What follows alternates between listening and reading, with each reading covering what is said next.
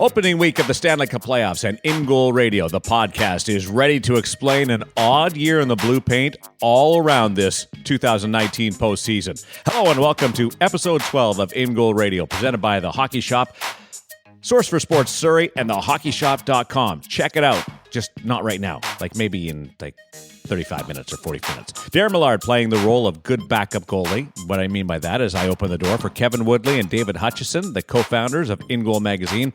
And as the gurus, they pass along their fountain of knowledge and information. Today, Woody tracks down former National Hockey League goaltender Alex Auld.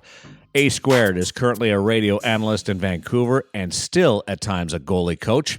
He's had a nice long run around the National Hockey League, both as a player and an announcer. But when you listen to him talk about his goalie partners like Hank, Timmy Thomas, Belfour, and Price, two things come to mind. One, there's a book in there somewhere. And number two, it gets real. Philosophy and goaltending trends are also part of this conversation. Plus, our gear segment. And Woody, when you head out to old Surrey and into the basement, what are you talking about today? Yeah, we're going to do a little Brian's G-Netik 4 this week with Cam at the Hockey Shop. I know that's a line that's been out for a while, since November when it launched. But we went through all the other ones, all the other big brands, and we figured, it's still new gear time for everyone. So even though this isn't necessarily new gear from Brian's, it's their newest, and we had them walk us through that line. And you know what that means? That means I get a chance to visit the Hockey Shop, source for sports in Surrey, BC, check out all the great selection. I'm kind of lucky they're in my backyard, and that's where I've been going for years, whether it's for their world-famous sharpening, expert advice on anything in goal. The beauty is when you go down to that goalie basement, and I put this on Instagram this week, so if you haven't, listeners, checked it out, go check it out. I think we've had like 20,000 people see the video already. Just a nice little tour of what it's like down there to sort of whet your appetite. All the best brands, huge selection. Really is a goalie's dream come true. And the best part is guys like Cam are down there working, guys who play the position, know the position, love the position, all the top brands. I will say, if you can't get there, make sure you check out thehockeyshop.com. They'll help you out there. Cam drops the number to call if you got any questions during our segment with him. And last but certainly not least, Hutch, this year, coming up fast, guys. This is the first time we're going to announce the date. May 26th, Tendy Fest 4. Talk of maybe even a live podcast, boys. Some big names from the gear industry will be on hand. You'll be able to check out the latest from every brand. And we had a few listener questions about demo gear. The Hockey Shop, as I mentioned in the segment, they have a full demo program. You can actually try the gear before you buy it. If you live here in the Lower Mainland, you don't have to go shell out $2,000 for new pads without actually having them on the ice, seeing how they slide for you, how they work for your leg, how they fit your style. And you'll be able to do that with all the brands on May 26th at Burnaby 8 Rinks in Vancouver, suburban Vancouver. Get out there on the ice and try it before you buy it. Perfect. Hutch, can you explain what Tendy Fest is for the uninitiated? It's a goaliegasm. Your name's not Hutch. I was going to say candy store for goaltenders or something like that. It's an incredible day. I wonder how many people are through the door. Hundreds for sure, thousands maybe. Burnaby 8 Rinks has one, what used to be a sheet is now covered in AstroTurf, and that becomes sort of the trade show floor, booth after booth of goalie coaches, various brands represented. So you can come talk to the experts and see everything that's the latest, greatest. And when you find something that you're really excited about, you can take it for a spin on the sheet that's right next door. And they've got shooters lined up to take you through drills. There's some coaches out there. It's just a great opportunity to try everything and also talk shop, because we're going to be there all day long. And there's all sorts of other great people that are going to be there all day long. And you can just come and talk goaltending with everybody. And usually some big name guests come in every year. Pretty much we've had NHL guys roll through depending on their playoff status, guys who are from the area. Last year was Martin Jones. We've had Laurent Brossois in the past.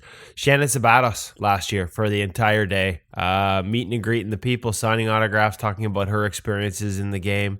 And I know this year already there's some really big names from the gear designer side that'll be there. So keep your eye on thehockeyshop.com and all their social channels as they start to leak out some of the guests that are coming, some of the specials that'll be on, and demo gear also from last year's, like the year prior models all goes on sale as well.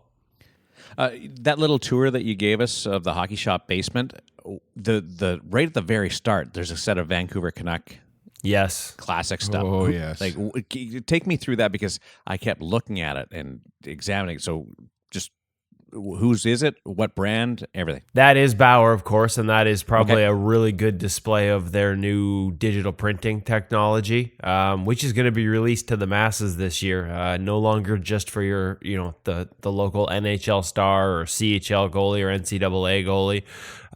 Everybody's going to be able to get in on that. And, with Digiprint, the beautiful thing is if you can dream it up, they can pretty much make it happen on the face of a pad. And I thought the Hockey Shop did a real good job sort of representing a golden era of Vancouver Canucks hockey. Maybe not from a performance standpoint when you look at the history of this team, but that sort of spaghetti plate, Halloween style jerseys that they had here. It's a gorgeous set of equipment. I'll post some more things. That's Hirsch's stuff, right? Like, that would go perfect with Hirsch's Halloween mask. Yeah, I think Corey Hirsch might have even sort of post-dated some of that. We're almost into John Garrett type stuff here. So it is a purdy set. It is an example of what Bauer is going to be able to do with Digiprint for everyone soon. That's why they had it made up. And the custom name bar on there, boys, it's got a funny little backstory to it. It might just say number 5 orange on it. So we'll have to get into that one day and maybe share the story of why the Bauer pads, the custom order Bauer pads, say number 5 orange on the custom stitching department. Big tease. I wonder if we can give a little shout out to Garrett and see if he'll come to Tendy Fest and slap the gear on it and take him for a spin. Oh, he's an absolute beauty. I bet you he would. And that's it. Hey, Hutch, like seed planted there. That's a good idea. Okay. Well, you know what? If we all bombard them, then we'll get them. Okay. It's just a matter of having pizza and hot dogs. But also ketchup for dipping the pizza in. Yeah. There you go. As long as there's no food that you need cutlery for, he's in. That's how it works. We're on it. So the playoffs are an interesting one, Hutch. Price, Lundqvist, Luongo, Quick, Gibson, all elite goaltenders, and they all missed. Just a strange year. Are we seeing the changing of the guard, or how would you sum up what's going on right now? Well, it's an interesting thing that you brought up, Darren. Thanks for pointing that one out. It's you call me the voice of reason, so maybe I'll be the voice of reason. I think if you tie yourself to a long-standing franchise goaltender, it's going to come around, and these guys have been with the franchises for a very long time, and eventually, as cycles go, you can't stay at the top of the pack for that many years in the salary cap age. I think we're seeing aging franchises there as well, with the exception, I guess, of Montreal, who almost made it. So is it changing of the guard of the goaltenders or the franchises? I'm not really sure. What do you think?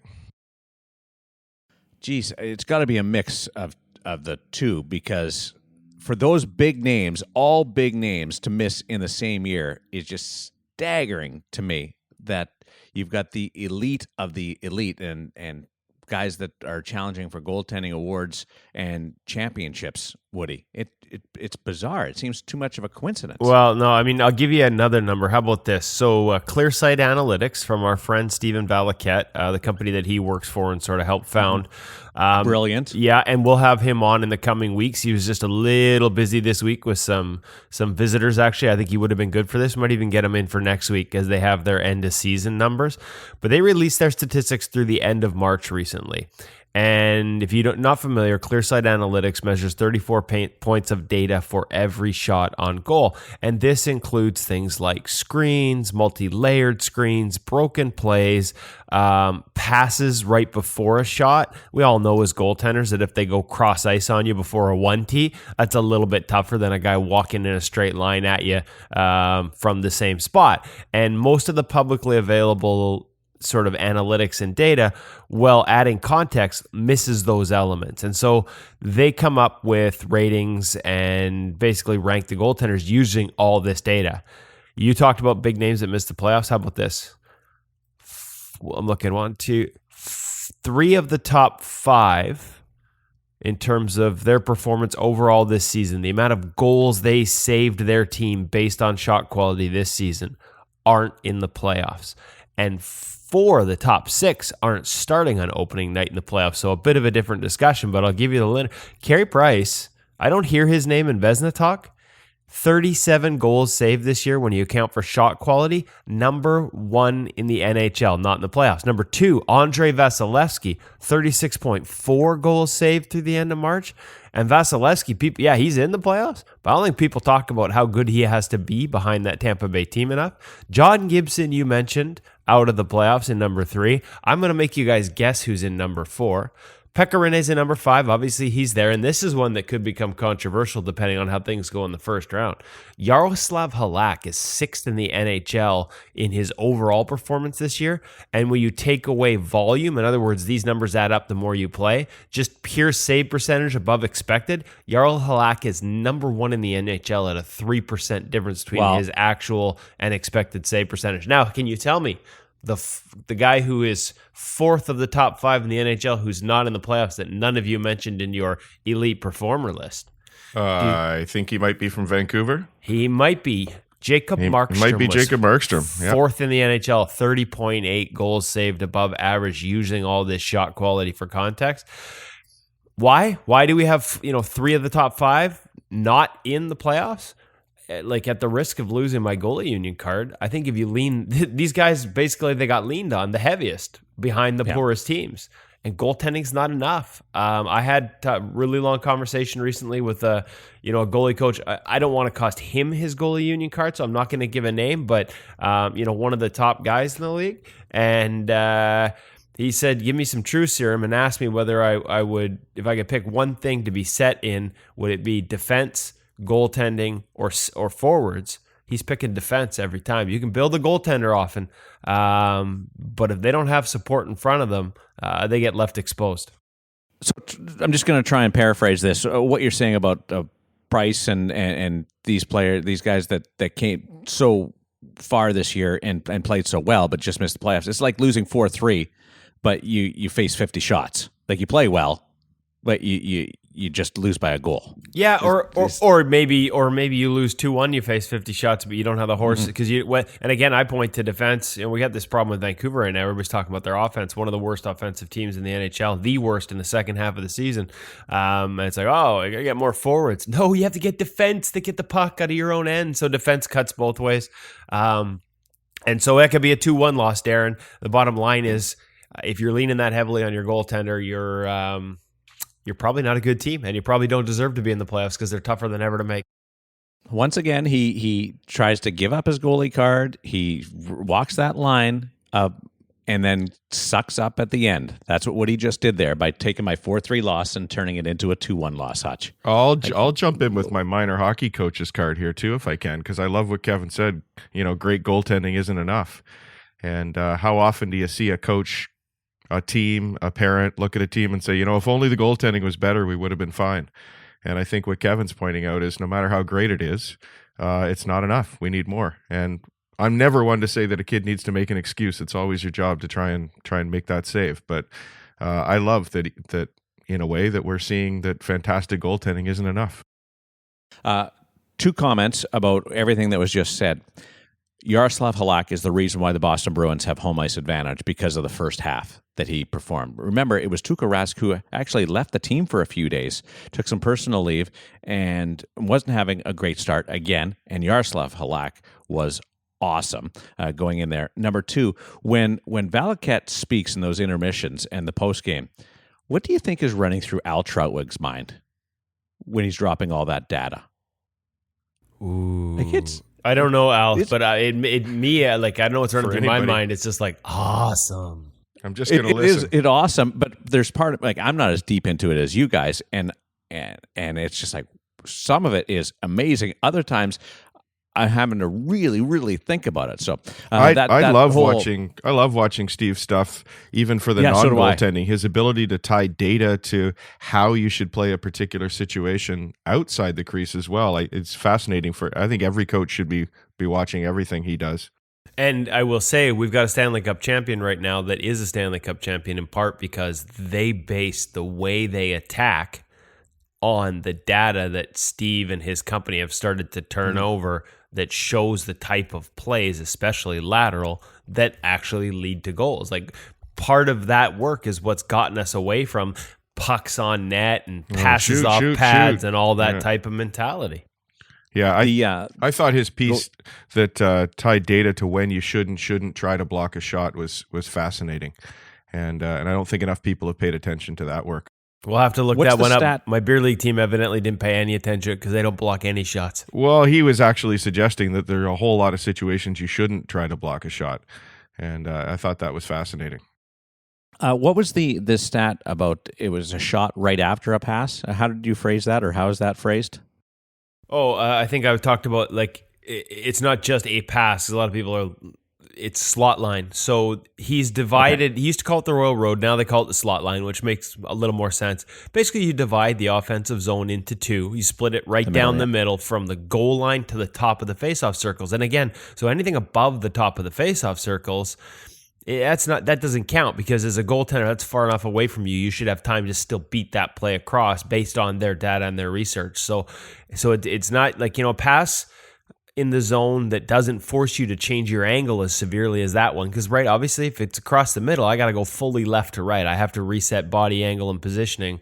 Those are the ones. And then it's a shot, whether it's a carry across there or a pass across there, and then a shot. Those are the highest degree of difficulty. It's amazing as I track every goal given up by a playoff goaltender this year for my NHL project, the amount of times, like, it's 40% the goals that go in are preceded by a slot line play. When does that article drop? Is it out? I think that actually by the time people listen to this on Wednesday afternoon, the first 5 series will all be online. The first 3 are already. And yeah, it's a fun project, but it might kill me this week. Golfers will be able to relate to the whole analytics part that we were just talking about, because there's putts made inside 5 feet, putts made inside 10 feet, but a putt inside 10 feet is not an easy putt if there's 2 feet of break to it. So it sort of adds that analytics part of it, and what you look at. A shot from 20 feet is not an easy shot to stop if it's followed. If it follows a 30-foot pass across the ice. So that's sort of what Valaket deals with. Jordan Binnington, he has burst onto the scene. He's one of the new goaltenders in the Stanley Cup playoffs. There's only one guy that's won a Stanley Cup outside of the last 3 years, and that's the Flower. But Jordan Binnington has had this extreme rush to the National Hockey League this year. He's been in the minors and burst onto the scene. But if you want an even more bizarre example, try Alex Auld. He's the former netminder in the National Hockey League, broke in with the Vancouver Canucks, and he went from the press box into the Stanley Cup playoffs. Just an incredible run. Alex is with Woody in our portable studio in this week's feature interview. All right, we're joined this week for the InGoal podcast by Alex Auld, who is officially in the Roberto Luongo seat. We're doing this in the front seat of Kevin's car. This is kind of like another episode of Jerry Seinfeld, except I'm not nearly as funny. Welcome to the show. Good thing I am, then. It's good. You can. I'm not as funny as Jerry, no. But you can definitely up the comic element to our podcast. Listen, it's playoff time, Alex, and goaltending becomes a massive focus in the playoffs. Before we get into what you're doing now, working for Sportsnet 650, you've switched over to an analyst role, done some coaching. I want to talk about playing career stuff and your induction. I know you played a period in 04 for the Vancouver Canucks. 03, one period, against Minnesota, yeah. But in 04, in the first round, in Calgary, I believe, Game 5, and I remember this because Game 6 is the only game I've missed as a journalist in 20 years covering the Canucks, because my daughter was born on the night that Dan Cloutier sprained his ankle in Game 5, and all of a sudden Alex Auld was thrown to the Wolves. And I've got the details wrong? Yeah, you do. It's because I was sleep deprived. Yeah. So give me the details. It was Kluch got hurt in Game 3 in Calgary. 3 versus, that's right. Yes, and then Hedberg finished that game, we won. Hedberg started the next game, and then I got in and played Game 5 at home. And Game 6 was the triple overtime winner, my only playoff win of my career. Courtesy Brendan Morrison. Yes, we won in triple overtime. It was crazy because I started the series as the black ace goalie, and it was just along taxi squad, along for the ride, practice goalie, not even on the ice with the actual team, just practicing with the black aces. And then we're in Calgary. We're just watching a game in the suite. And thankfully, I actually remembered my contact lenses that game. I'm sitting up there in my glasses, and all of a sudden I remember Kluch goes down. And then the some of the player personnel people were like, hey, are you ready to go get dressed? And I'm like, seriously? Like, I thought that was something out of the movies. I didn't think it actually happened. But yeah, I went down and got dressed. And I sat in the hallway behind the bench just until they absolutely 100% knew Kluche couldn't come back. I ended up dressing and sitting on the bench for the third period of that game, and it was kind of a whirlwind from there. It was crazy to think going from the press box to starting Game 7 at home for the series. Obviously, it was a lot of fun. I look back on it, and it was great memories. But it's such a swing in pressure. Obviously, going from no pressure, sitting in the stands, to all of a sudden playing the biggest game of your life. Now it's all starting to come back, because by Game 7, I had managed to excuse myself from new dad duties, and I was back at the rink to watch, unfortunately, the end of that playoff run. Is it, when we talk about, there's going to be a lot of focus this year on Jordan Binnington, for example, with the St. Louis Blues. This will be his first time in the playoffs, and kind of, coming out of nowhere, although clearly if you know him and his story, this is a long work in progress, not as it rarely is an overnight success story, right. But can there be a benefit to sort of going in without expectations, going in cold, without all the sort of hype and pressure that comes otherwise with leading into the playoffs? Well, there is a positive to that for sure. Like you almost don't know what you're getting into, and you don't know what to expect. So as long as you aren't the type of person that worries about that unknown, I think there is a benefit, because you can, if you do know everything and you're almost over prepared and you're over analyzing every situation, there's something to be said for just going out and playing and not really having that pressure. And really, when I look at St. Louis and I look at Binnington, the pressure is kind of off them, I think, with how they turned their season around. It'll be more pressure next year. Obviously, they want to do well. They're the hottest team in the league. It's unbelievable what they've been able to do. The young goaltender, I say young, I mean inexperienced goaltender in a guy like Binnington, I'm really curious to see how he responds and how he manages the mental aspect of this, given that he doesn't have that experience, given that how is he going to internalize the pressure?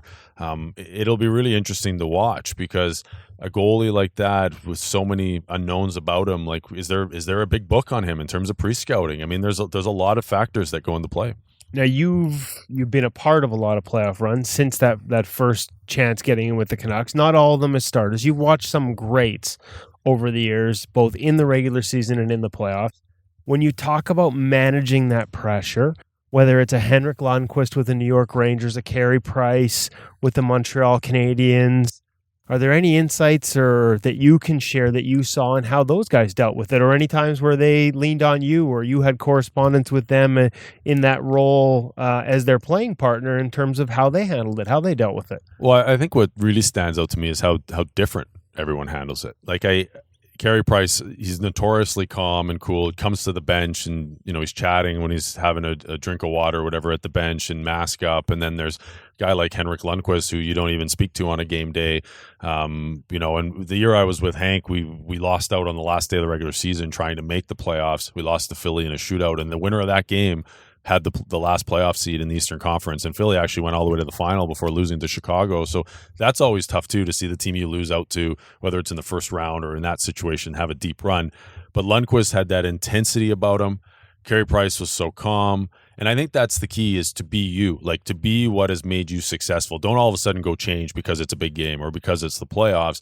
Carey Price, that's him. That is him to a T, and so he stays that way. And I imagine even in biggest games he's played, whether it's a gold medal at the World Juniors or gold medal at the Olympics, probably very much the same person and very much the same approach. Another guy I learned a lot from watching firsthand was Tim Thomas. I got to play with him in Boston, and probably the best set of eyes in the game in terms of always keeping his head on the puck and watching the puck. Like, I never realized how often he really worked for that, even as he was sprawling around on the ice and doing snow angels. He always had a way to find the puck. But also with him, it was funny because I remember we went into Montreal, and all of a sudden he's like in between periods changing like after warm up, he cut the dangler off his helmet. He's like, I can't see my feet today. And I'm like, man, it's game 2 of the playoffs, buddy. Like, I think you should have your gear set by now. But it's just, he was different than Pricer, and Henrik Lundqvist so different as well. Not in a playoff setting, but I got to play with a guy like Ed Belfour as well. Like, these guys, their levels of intensity are all different, but their focus, it was all dialed in. It was pretty extraordinary to witness. Did you ever see anyone go the other way where a guy would be, have you seen it over the years where a guy would be laid back, casual, and then because it was the playoffs, he felt like, oh geez, it's different now. I got to be more intense. Or even a guy moving up from the American League to the NHL, they feel like the level's different. Sometimes you try harder, and we know that never works with goaltending. We ever see a guy where he felt like he had to be more intense, he had to be more dialed in, and it almost took him away from who he was as a goaltender and who he was personality-wise? I never saw that firsthand, but I'd heard stories of that, or even more so guys, especially early in their career when they're trying to, I guess, find that identity of what works. Like, do I need to change going from one level to the next? I think that's a great point. Like, a lot of goalies are very successful in the AHL, and then all of a sudden they make it to the National Hockey League, and they're like, wow, I need to change this up. Like, this isn't going to work here. But one of the biggest things that everybody tells young players, just do what you did to get here. Like, play your game, and that goes into your preparation as well, because you can't go away from that. There's a method to that. There's your preparation, your success, your mindset. That has to be something you own, and I think it's you see guys develop that over time and really sort of identify what it is that they need to do to be successful, and then that goes into the way they prepare, whether it's for one game or whether it's for a playoff series.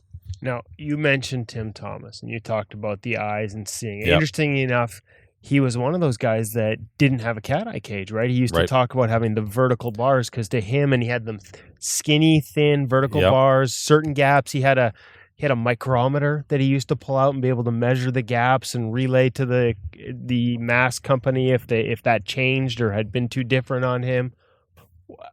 Is that the most, like, was he the most dialed in his gear? But Ed Belfour was also, we heard from Sonia DiBiase in our first episode about Ed Belfour coming to the factory and dialing in his gear. Walk me through the spectrum of guys, and where did you fit on that in terms of knowing your equipment? Yeah, but Belfour was a guy, obviously he was very dialed in. I played with him in his last season, so he was pretty set in his ways in a way. But I also remember when he arrived in Florida, he had like all these different sets of gear. He even actually had a set of Michael Tellqvist's gear that Tellqvist like wore, I feel like in the Olympics, or there was some vintage Leafs gear, like they were kind of like yellowy brown. It was kind of this, and he's like wanting to try those in training camp. And then he had also, and then that was the year he switched, I think, and went to, well, it was RBK at the time. He was wearing those, and then was kind of had his old Leafs like Heatons there as well, and he had a whole bunch of stuff. I remember he lived down the street from me. His garage was full of equipment, so he was really dialed in with his gear.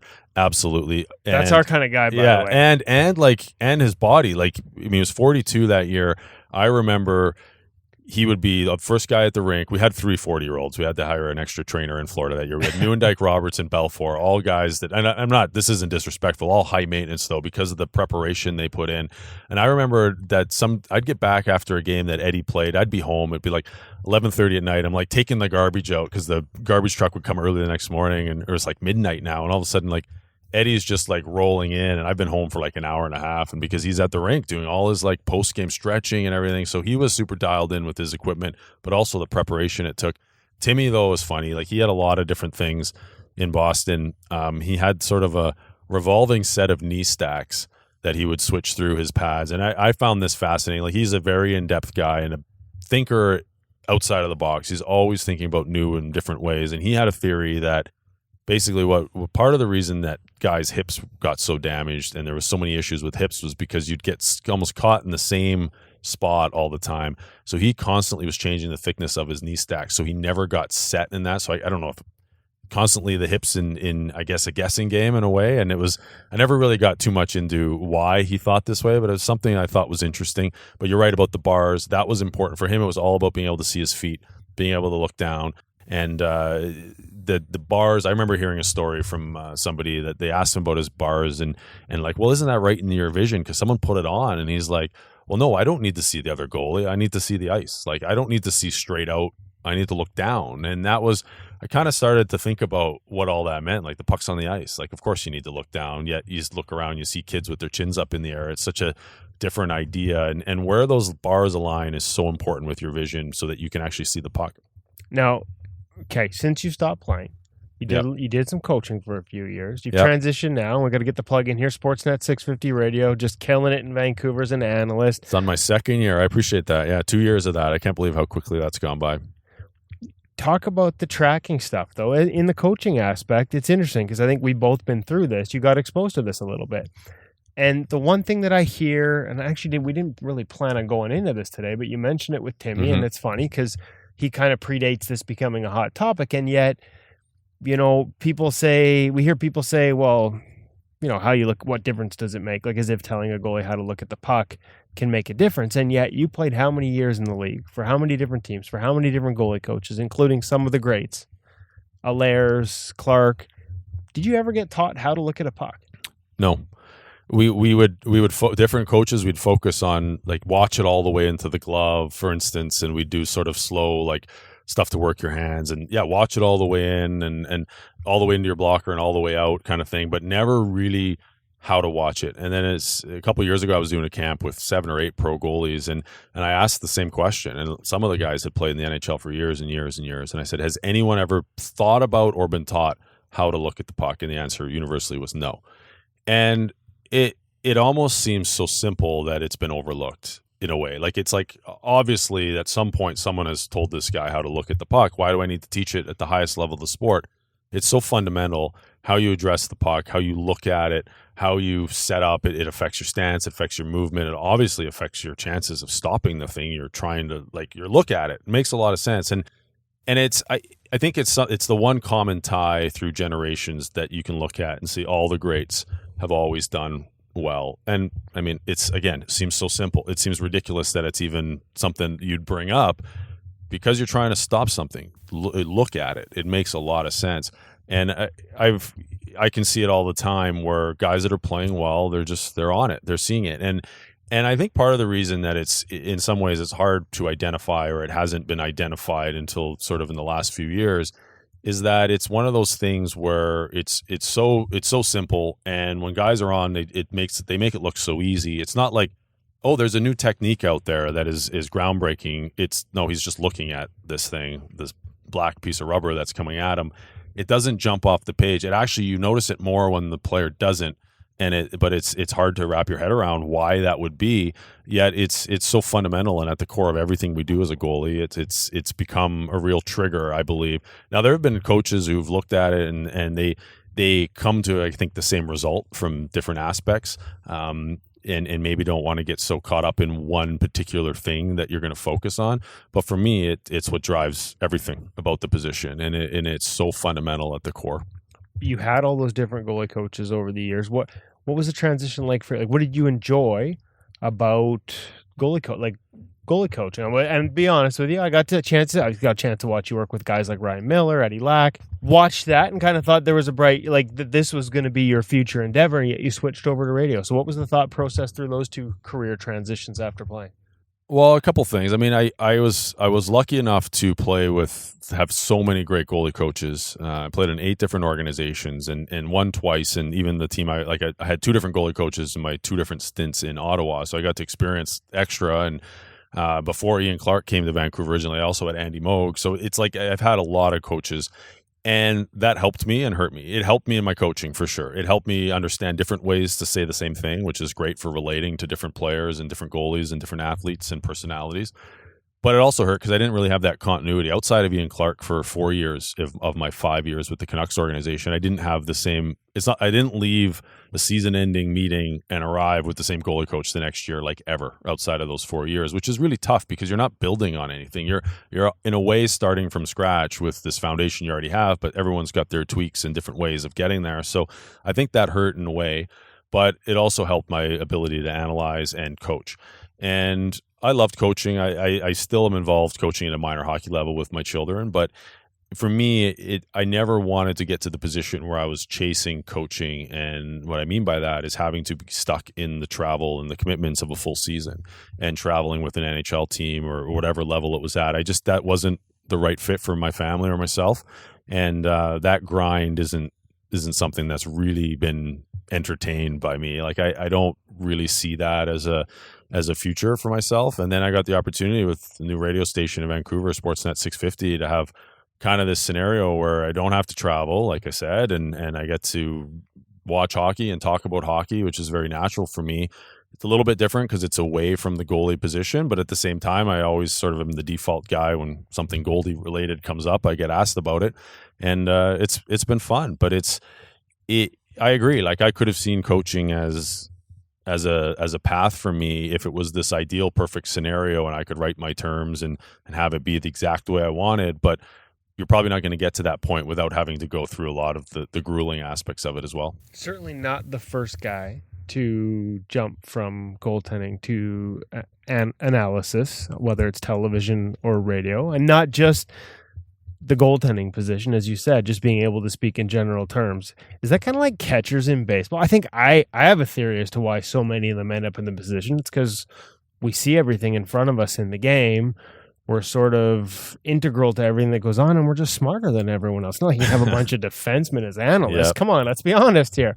Well, why do you think it is? Why? Like, look around the league, man. Like some of the best analysts, TV, national, like the ex-goaltenders. A lot of goalies doing that. It's a few things. Part of it is the fact you spend so much of the game watching, whether you're playing or on the bench. Like when you're on the bench, it's the rare situation where you actually can be just fully watching. Like you don't even have to be. You think about a player when they're not on the ice, they're recovering for their next shift. They're preparing mentally for their next shift. They're constantly looking at it that way through a very like selfish lens, and that's just the way they need to be in that competitive mindset. But for a goaltender who's not playing, it's you're there, you're in it, but you're constantly picking up all this stuff. And then even when you're playing, most of the game is spent watching it unfold, and you start to pick up the natural rhythms and the patterns of it. The other aspect, though, is the flip side of it, which is the type of mindset that's probably attracted to the position in the beginning. And to survive and make it at the highest level, you have to have that sort of clinical mind of analysis and being able to put that into practice and be able to use that and not get so caught up in results, because results are kind of, if you only worry about results, like your career is going to be over pretty quickly, because you have to find a way to build through some tough patches as well. So you have to build that analytical mind, or that's your sort of initial mindset coming in anyway. So I think it's twofold. You're watching the game all the time, but that also is the mindset that's sort of attracted to the position.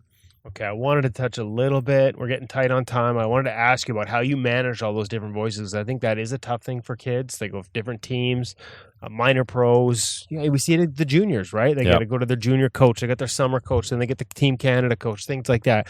We might have to come, I think you and I could probably talk goaltending for hours. We'll come back to that for another day. But I did want to give you one last plug here. Yep. The Pride of Thunder Bay.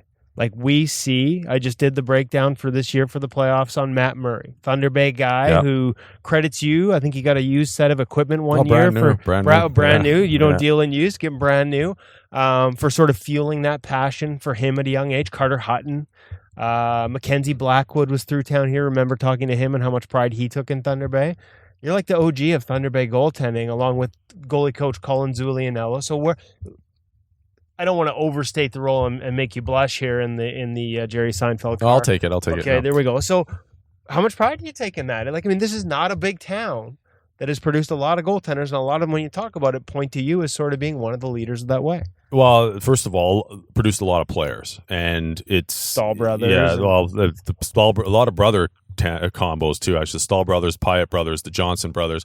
I grew up down the street from Ryan and Greg Johnson, and I've told Ryan and Greg both this, that like watching Greg Johnson pull into our cul-de-sac in his Corvette convertible back in the early 90s was to me, I was like, oh, someone can make it from here. And I don't look at it that I'm like, I think the fact the goalie made it is what opened up some people's eyes. Did you come back in a Corvette convertible? No, I didn't. No, but it was Escalade. But anyway, it was a different time then. But I think it was just the fact that a goalie from Thunder Bay made it, sort of opened the door to a lot of these kids, and that we can go play major junior. Or Carter Hutton took a different path and ended up at college, and like those types of things are.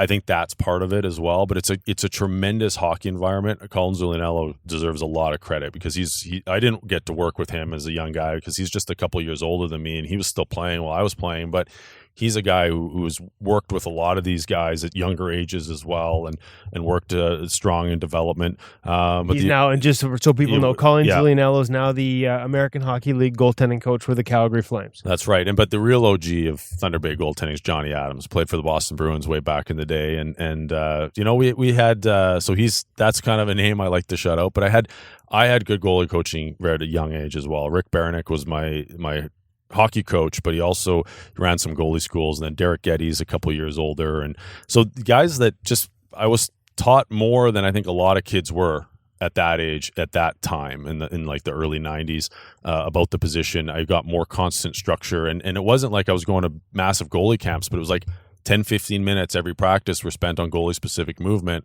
And I prided myself in being a strong skater, not just from a goalie point of view, but just skating in general. And that carried me through a lot of tough patches that I had later on because I was able to skate the game. Perfect. Alex, I think I'd like to make this a semi-regular segment. Really enjoyed having you on Find today. a sponsor and we'll do it. I'm on it. I'm on it. Okay, Alex, thanks a lot for joining you. the InGoal Appreciate podcast. And hey, we did the car thing, but we didn't actually go anywhere. So it's just a little creepy, but that's okay.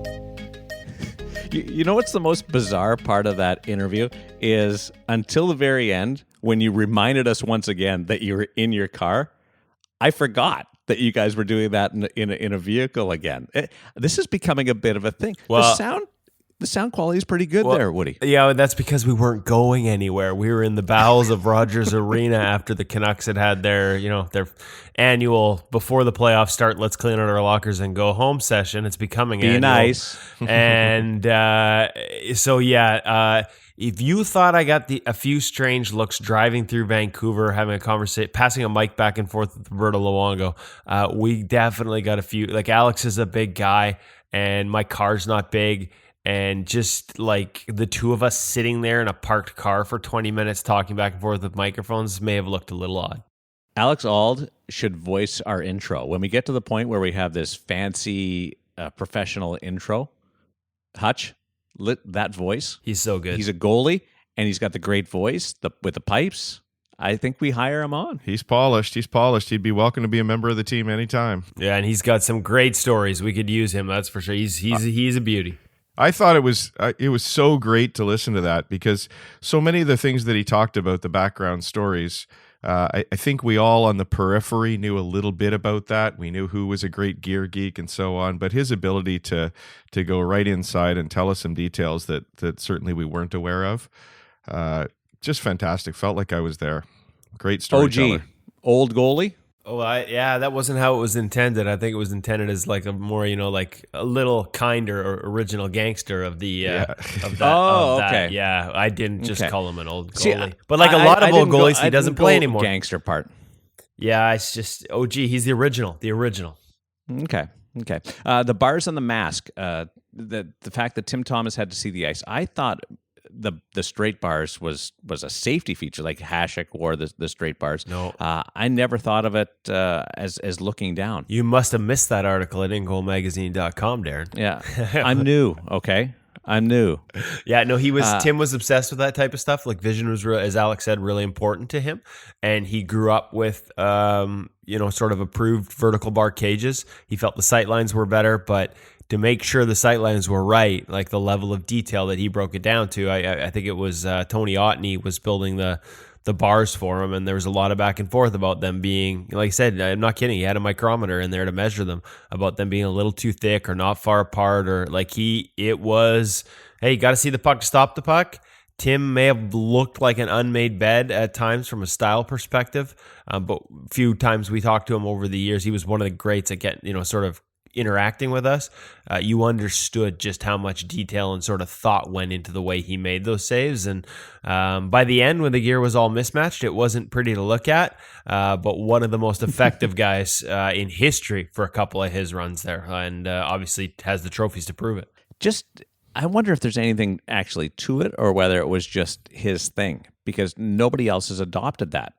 What do you think, Hutch? It's a great question. Why hasn't somebody? I think the cat eye is obviously a stylistic thing, and everybody just loves. That's a mirror test, right? Loves the look, and it's still also an unapproved cage that's not quite so widely available. So, yeah, it's a fascinating question. I wonder if somebody will come along and give it a go after listening to this. Come on, if you're using that style of cage, let us know why. The unmade bed is a good one because, as far as a phrase, because that's sort of what you get if you go out and you demo gear and you try out gear. Sometimes it doesn't match your sweater or your gloves, but you're just trying something out, and that's part of this week's theme as we gear up the Brian's G-Netik 4 on the list for Woody at the most wonderful place a goalie can be. Welcome back to the Hockey Shop, source for sports here in Surrey with Cam Matwiv. We're in the basement again, little slice of hockey heaven. Although I got to say today, it's busy out front in the store, or busier. Normally I get you at weird hours before anyone's here. A little more middle of the day. It's crazy. So we went into the back room, and our listeners don't get a chance to see this, but if you guys think that the front room with like all those walls of pads is cool, back here, man, it's just rows and rows, floor to ceiling of the coolest gear. And as I peek around the room, I see a corner for demo sets. And that's one of the cool things about Hockey Shop Source for Sports if you live in the area. We've had this question as a listener question from several people. I hear about the new gear, but I don't get to test it. If you live in this area, you can. These guys do have demo sets. They'll let you take them out on the ice, try it before you buy it kind of thing, which I love. I mean, obviously we're spoiled here at InGoal. We get to try it all. And we try and facilitate for goalies that test for us the same thing. But if you're not one of those lucky people, you can come to the Hockey Shop Source for Sports and you get to test stuff. And then when it becomes a generation or two old, there's a demo sale. We haven't announced the date yet, but it's coming. So keep your eyes out on all their social media channels, because I'm looking at a pile of really nice gear here that I know is going to be on sale real soon, leading up to their Tendy Fest, the big day of goaltending festival at Burnaby 8 Rinks, which is going to be May 26th this year. So a lot of information I just threw at you. I got Cam with me here in the basement. Welcome back, Cam, and we're going to shift our focus now from the big picture to the Brian's G-Netik 4 line. We've kind of gone through every line. We figured let's keep going. I know this launched in November, but as people make buying decisions for the summer for next year's set of pads, I think it's really important to include this as, again, not brand new, never seen it before, but in some ways maybe even better because you've actually had some feedback on it and been able to adjust some of the preferences based on what customers are telling you. So let's just start with the pad. Brian's G-Netik 4 sort of key differences and who it's for and what the style is. Yeah, so the G-Netik 4, again, having had the chance to have it in front of us, like we've definitely got some real thorough feedback on the pad. We got our great review up online done by Jono. In terms of, okay, who's this pad for? Brian's is marketing it as that hybrid style of a pad. So the pad's torsionally flexible. It's light on the leg. One of the biggest differences you're going to find between this and an optic, though, would be the thickness profile of the pad, especially, upper thigh portion. Really important for those, those floppy rebounds that you sometimes get in the 5-hole. So Brian's has thickened that up. They've also, just for that upper portion as a stock pad for what we have on the wall, have it a bit stiffer than what you would find in the optic pad in particular. But this is something that's totally customizable to your own preference. One of the other big kind of callouts, the strapping has changed just a little bit. So this will be different from what you've seen on the optic, which is their X strapping. Here we just have one large calf strap and basically one knee strap. Simplifies the pad a little bit more, keeps the weight down, really allows for great rotation. Designed to fit, is it, like, again, because there's the flex profile and it's a little bit more flexible towards the boot and the bottom. It's that's something that's gone through most of Brian's lines, but seems to fit this one in particular. Designed to be worn tight, designed to be worn loose, or one of those pads that tries to be all things? You can really do kind of all things with it, because you can get in here and adjust as usual with the Brian's pad, and you can really pull that, we'll call it their smart strap again, very tight, or you can leave it a little bit looser if you like a bit better rotation. The ability for preference plays well in any style kind of for this pad for sure. Again, moving forward with it, the knee cradle has changed up a little bit.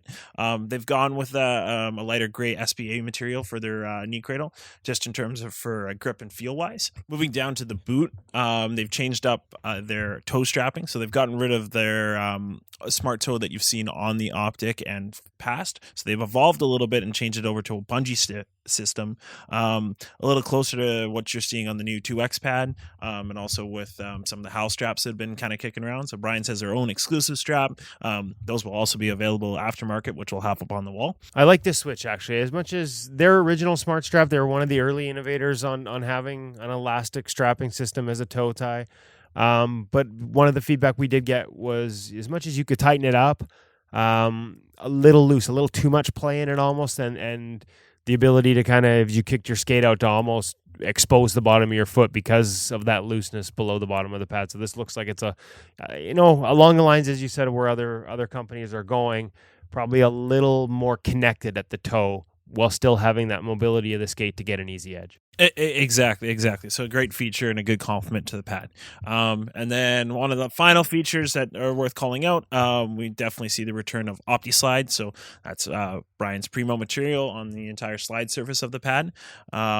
Great addition. Slide's fantastic. We've already had tons of feedback from the Optic line. It's been tested. Definitely something that works great. Yeah, that was definitely something that in our reviews and with all the testers, like right from beer league up to junior guys that tested that pad for us. We've actually got a junior A kid, junior A kid in the States right now testing that pad for us. And the sliding is, that's something that everyone notices right away. So it's nice to see that continue. Strapping, you mentioned sort of that one strap on the back, but there are options to add strapping to it, both one down around the lower calf if you really want it snug, and for lack of a better term, a professor style strapping option. Again, don't have to have it, but if you want, you can have that type of rotational strap above the calf as well on this pad. Yeah, they're both removable, and some of our stock pads didn't have it at first, but we continue to order them actually with all the straps. It's an option on their customizer to order with both straps, they call it. So if, say for example, you want a set and you don't have it, we can always get the straps for you. Fairly easy there. Okay, you touched on the flex profile, but just for those that know what the Brian's numbers mean, walk us through from sort of the boot break to the break at the knee to the break in the thigh, how this sets up stock and what kind of changes you've seen guys that do order custom from you want to make.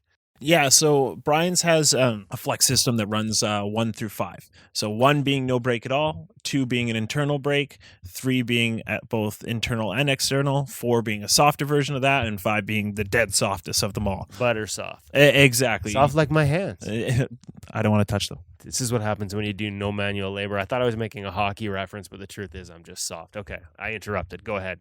But normally we don't necessarily recommend going to the 5 just because it is so soft and can lead to some premature wear and breakdown. Normally, and actually with their stock setup that they have it here, so it's a 1 above the thigh, so no break. 3, which is an outer roll break and internal break at below the knee, and then 4 for their boot flex. To be honest, I kind of recommend the stock setup for it. It seems to complement the pad the best. I've had a few guys kind of change it around. They want us a little bit stiffer below the knee, so they take out the outer roll break. I've had some guys that do want a little bit more flex up in the upper thigh, so we've gone to that 3. I even had an order for a 4, just again based on feel from their old previous pads. They just wanted more flex. But that's it. And that's the beauty of Brian's, though, right? Like I wouldn't recommend the 4. And a matter of fact, in our early reviews of like the G-Netik 2 line, that was one thing we worried about. We felt like a 4 in the thigh got a little too floppy too quick. Pucks could actually hit and get through the 5 hole a little bit. But there's no one way to play this position. There's no one preference for gear. Everybody has different sort of unique individual things that they like. And when it comes to Brian's, you want it different, they'll make it for you. They definitely cater. I mean, I even had a request a little while ago. I want more lively rebounds from the pad. So I've added a thicker piece of HD foam to the front face of the pad for a customer. So, they're flexible. We're flexible. Tell me what your needs are. We can make it happen. Well, and of course, anybody who listened to one of our early episodes of the podcast with pro rep Chris Joswiak knows they went through this with Robin Lehner, who likes the boot of his pad to be buttery soft. And it was a process to get there, but now he's got it dialed in. And what I love is, whether it's stock off the rack with the fact that you can dial this pad into different preferences or ordering custom from Brian's, kind of a best of both worlds is where they've ended up as they've gone through their 2 different lines. Flex in the boot, but not too soft up top. You can have a traditional tight feel, but you've still got that fast sliding with the OptiSlide. So a lot of good features on this pad. Okay, moving on. G-Netik for glove and G-Netik for blocker. We'll start with the mitt, which closes beautifully out of the box. Breaks, angles, options, differences. Walk us through. So basically here, they refined the G-Netik 3 glove would be probably the biggest starting point with it. But when Brian set out, they wanted to have one of the most flexible gloves right off the bat. And to be honest, I feel like they've accomplished that for sure. I mean, you pick this glove up in your hand and it's fresh out of a plastic and you're already sitting there closing it and you feel like you could use it, in a game, no problem. It's fantastic. You'll see on the backside of the glove that they've continued with their BOA system, so that carries over from the Optic series. A great addition for the G-Netik to really get a nice tight fit in the hand, but you're not going to sacrifice anything. So a lot of guys, when they sit there, they really crank on that wrist strap. It kind of locks their wrist into the glove and almost kind of holds it here. This, because they have a free-floating cuff to it, it flows really nicely. You don't have that problem for sure. So and I mean that floating cuff. I want to say it's almost back to the original Sub-Zero. We've reviewed all these lines over the years. I can't remember where the first one is, but it's one of those things when you get it the first time, you're like, wow, I like that. So it's nice to see all these years later it hasn't changed, because if it ain't broke, don't fix it. And what you love, or what we've always loved about their floating cuff, right through the BOA line when we tested the Optic last year, is you can crank that hand in tight, but still, like you said, have that wrist mobility so that you can, goalies like that, so you can present that glove sort of open and square and big at the shooter and take that space away and not feel like you're just locked in a straight line down the wrist and into your hand. It's, like I said, if it ain't broke, don't fix it. And it's nice to see them continue with that in the line. Yeah, or if you find something that works really well, apply it to your next line, which is definitely what's happened here for sure. Other than that, in terms of for overall feel-wise, like if you've used a G-Netik glove in the past, especially a more recent one like a 3, it's not going to feel too far off. Deep pocket, a lot of pucks, a deep pocket, really sort of from the thumb line down, that angle is steep. Anything that sort of hits thumb down ends up in that pocket. It's kind of been one of the things that sets this glove apart right from I know it's changed since the original G-Netik, but that's been one of the things that's always been sort of a nice feature. It's a real catcher's glove. That's the best way to call it.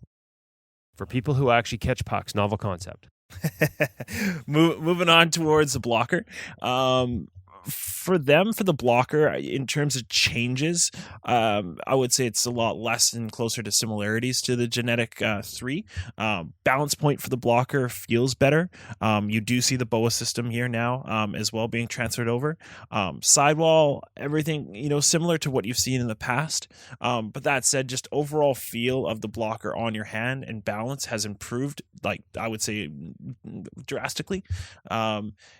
It's a great feeling blocker for what it is. You got to try it on your hand. Yeah, it's a lot of wrist mobility. Might not be sort of a beefy board, not the beefiest sideboard. Like there are other models out there, other options that sort of might have a little thicker, a little less flex in the sideboard. But hey, there are still goalies that want that, to have that sort of, softness isn't the right term, but not have as beefed up a sideboard. And, for those guys, they're going to like this. Okay, that's a blocker for the G-Netik 4. But before we wrap this up, Cam, you handed the glove over to me while you were talking about the blocker, and I realized we forgot to talk about one thing.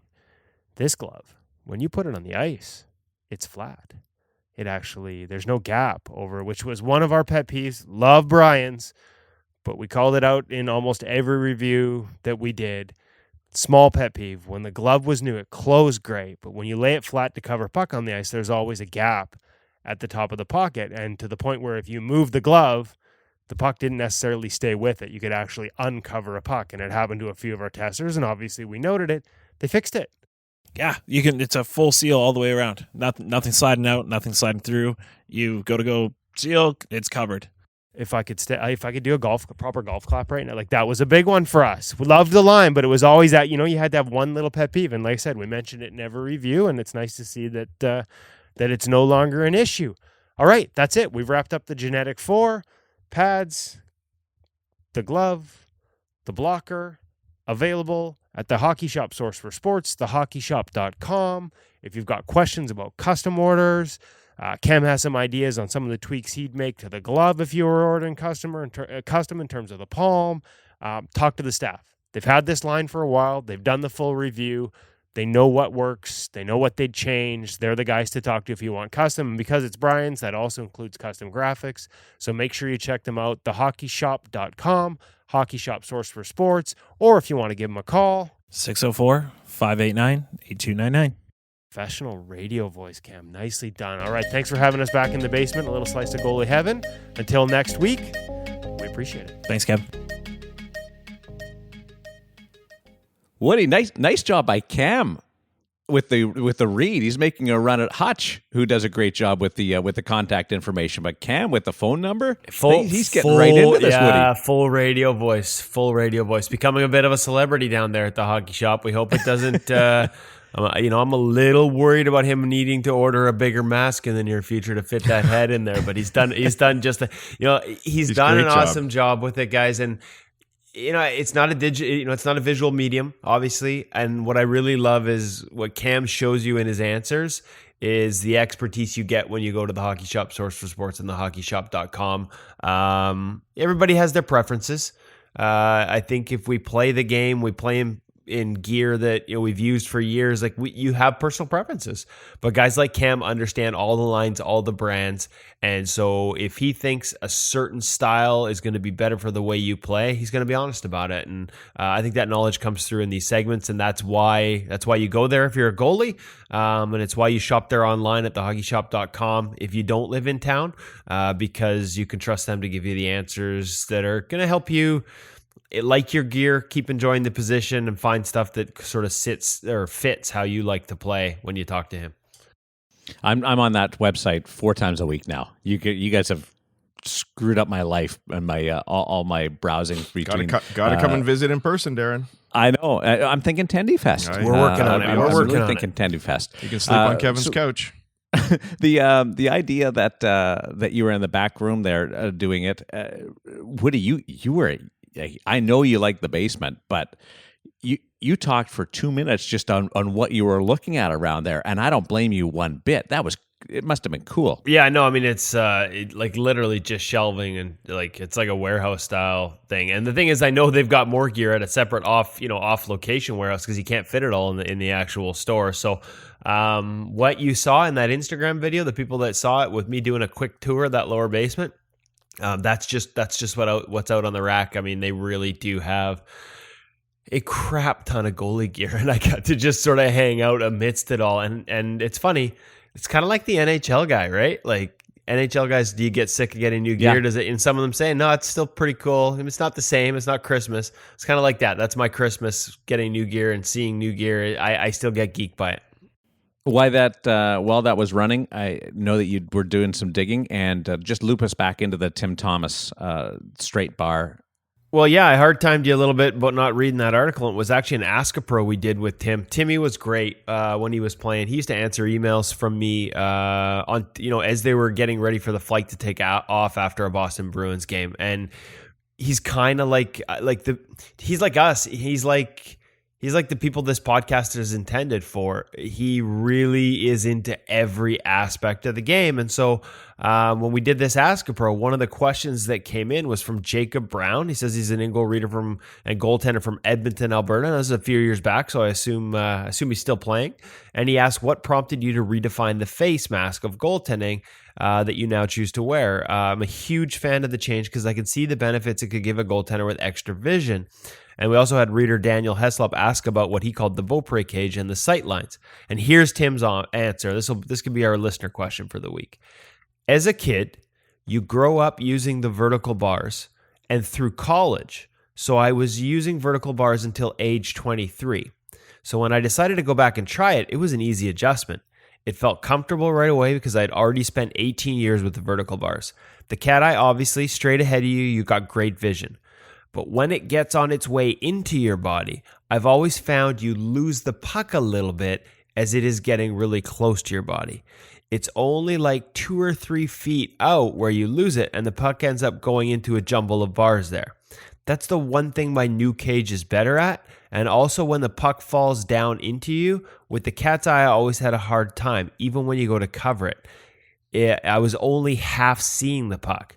But with the one I'm wearing now, the vertical bars, I can really see it. Personal preference, I guess, but I feel good with that. So there's kind of what Alex was talking about, how he really felt he needed to see that puck down low in front of him, into his feet. And there's your answer as to why Tim Thomas used vertical bars instead of a traditional cat eye. Hey, we were talking a couple weeks ago about Freddie Anderson having world-class vision. And there's Tim Thomas talking about slightly losing the puck in the bars in the last 2 to 3 feet as the puck approaches his body. How many of us honestly see the puck that well? That's incredible. Yeah, 2 to 3 feet. It's going at such a rate. I don't know how you'd even quantify that. That's elite. Well, I mean, what qualifies it is, like you said, Hutch, the elite no. My eyes are closed half the time. I'm freaking out there. But this is also, and Alex talked about this because he's seen the science behind it. When we talk about modern tracking, like there are body mechanics in terms of how we push to the ice and what that does with the way our body moves, whether our head comes down or whether it lifts up with our shoulders because we push with our knees, and how that difference is the difference between being able to stay on the puck visually longer or having it get underneath that vision that will cause you to lose it. Whether it's in the last 2 or 3 feet or a lot earlier, frankly, than that for a lot of goalies, where it's really sort of underneath your most effective field of vision, which is kind of right in the center of your socket. So the stuff that Tim, not surprisingly, the stuff that Tim was doing was significantly ahead of the curve, and that included the way he saw the puck, the way he looked at the puck, and changing his cage to be able to do so better. Hey, once you're done tracking every goal scored in the NHL this year inside of about 3 days, Kevin, maybe you should go back to some old Timmy Thomas video and see what you think now in retrospect, having gone and learned all this about modern tracking, because that wasn't something for you back when he was playing. Yeah, one better. I'm going to send Timmy an email, see if we can get him on to talk about it. Wouldn't that be great? I'm fine with that. Makes your life easier. One of my favorites. That was, and it makes this podcast incredible. Sorry, Darren. That was one of my toughest moments as a professional writer. Game 7, 2011. Obviously, I covered the Canucks as my local team. You don't cheer for teams when you're in the media as a professional. You're an objective observer, but you can't help but cheer for people and cheer for storylines. You tend to, it becomes about the people because you're around them on a daily basis. And obviously our first guest on the podcast, one of the first goalies I wrote about for Goalie News magazine back in the day, was Roberto Luongo. And the heartbreak of having to go into that Canucks locker room minutes after they lost Game 7 and see that raw emotion and ask questions, pointed at times about the way it ended for them. And then the juxtaposition of that with going on the ice and the joy and and knowing the backstory and having shared the backstory and shared time with him, of being on the ice as Tim Thomas lifted the Stanley Cup and celebrated, like that was just heart torn out and then heart lifted, with like all within minutes of each other, well on deadline. And Tim is, I know at the end it wasn't the most popular guy for some people for a lot of reasons, but I have all the time in the world for him as a goaltender, and in my experiences, the way he treated us, certainly, and the way he shared the passion, I think, that binds us from Pee Wee to pro as goaltenders, the way he shared those insights with us at InGoal magazine over the years. So if we can get him on, absolutely, one of my all-time favorites. I think there's a real lesson to be learned from Tim Thomas on the mirror test. He didn't care. He wore the different helmet. He wore the different cage. He mismatched equipment at times. He tried things. And we get so focused, with good reason, and our manufacturers are doing an incredible job with developing good, safe, and attractive equipment with these graphics, but he didn't care. He just wanted the best stuff that was great for him stopping the puck. So there's that part of it. Go ahead. I was going to say, I wonder, I've been a part of minor hockey evaluations. I stopped doing it because of some of the stupidity I saw, but I wonder how often this happens. I know at least one where there was a kid who wasn't the most technically refined. His gear didn't match, so he didn't look like a goalie. And this is like 10, 11 before that should really matter, frankly. And I'm like, this kid has more raw skill and innate ability to read the game than all these other goalie school goalies on the ice combined. But he didn't look like a goalie, Darren, and his stuff wasn't matched. And he'd never been a goalie school. That was pretty clear. And he was the first one cut into house. Probably never saw a goalie coach the entire year because of it. So those looks, I'm with you 100%. But sometimes they matter to the people that are picking the kids too. The other part of it is the cage, and I'm going to get some weird looks from you guys, and people that are listening from the podcast will react to it. But I played with a guy, and when he played junior, he wore the iTech, And I'm not sure that you would want to do that now with the pucks that are firing. But I wonder whether we're ever going to get to a stage where guys wear the clear shield, so there's no bars in front of you. Oh man, you know that. I know. That was I an knew I was April going to Fool's get that joke one year, I reaction. remember. No. I was going to. I knew I was going to get that reaction from you. But do we ever get to the stage where the quality of equipment and protection is reliable enough that you can just have a window in front of you? I'm actually kind of hoping for just a giant bubble because it gives me more net coverage when I'm down on my knees. And plus, let's be honest, you guys have heard me talk. My brain needs a giant bubble to protect it. I'm looking for square footage when I go to something new. Well, there's no rules on helmet sizing, right? So my son asked if he could get a helmet that's 6x4. He's smarter than you. Yeah, he's already smarter than you. What about the shootout? We say goodbye to it as we enter the playoffs, and some dispute down the stretch about pace of the shootout. Sure. Well, we did have Kevin said we were only going to do the one reader question, but let's dive into one more. Dave Livingston, don't know where he's from, didn't say, sent in a question. He said, "Hey guys, love the podcast. Great to hear commentary specific to goalies. Question for y'all: with some of the ridiculously slow skating leading to an easy shootout goal where the goalie really has no chance, will we ever see a clock put on the shootout, perhaps 5 seconds to release the puck?" If I were to jump in there, Darren, I don't think we can ever put a clock on it. God forbid, or we'd be having video reviews to see how long it took before the puck left the shooter's stick. But I do think we need to do something about it. Those who don't like the shootout complain that it's a skills competition that doesn't mirror the game, and I think those ridiculously slow skaters emphasize that and make it more of a gimmick and less of a hockey play. So I would love to see something. The easy solution we were joking about earlier is to have a chaser. Put Connor McDavid on the blue line when there's a shootout against the Oilers and let him chase down the guy who's taking the shot. But of course, that sadly would look even more gimmicky.